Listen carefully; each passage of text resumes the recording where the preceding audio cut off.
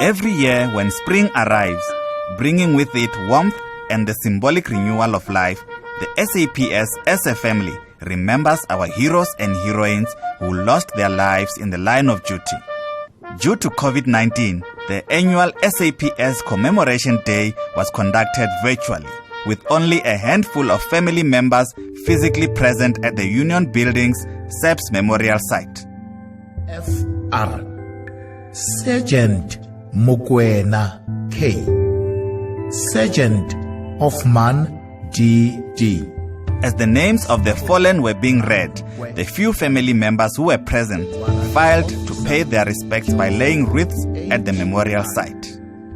The pain and grief is still very fresh, and many of the relatives couldn't contain their deep sorrow. 40 members of the SAPS lost their lives in the line of fire in the last financial year. The Deputy President of the Republic of South Africa, Mr. David Mabuza, reminded the nation that the safety of the policemen and women remained one of the top priorities of the 6th administration.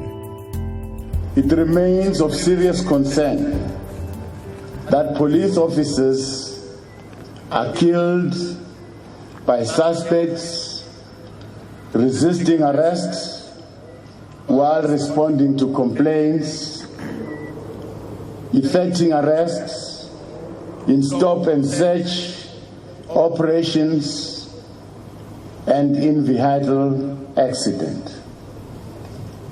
Equally, it is highly disturbing that police officers lose their lives, as I've said, in stop and search operations, and are sometimes murdered for their firearms.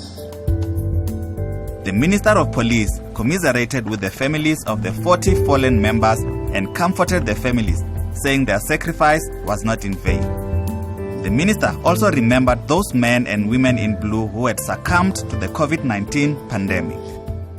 We are paying homage to officers in blue who gave up their lives for the service of this country. These officers' last day on earth stand like any other day. They got up, got ready for work, and kissed their families goodbye. But their work, and that all the officers of South African Police Service, is like no other. For the moment they put on their uniform, they answered a call to serve and protect. Even if it meant putting their lives in harm's way. Sadly, the 40 officers didn't make it back home. And for that, they are deserving of our respect and honor. Included in the 40 members who lost their lives is Warrant Officer T.I. Mudau, who was attached to the Thoyando Family Violence, Child Protection and Sexual Offences FCS unit.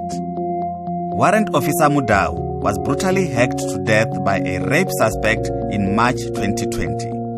On that fateful evening, Mudau accompanied a gender-based violence complainant to fetch her belongings where she was staying.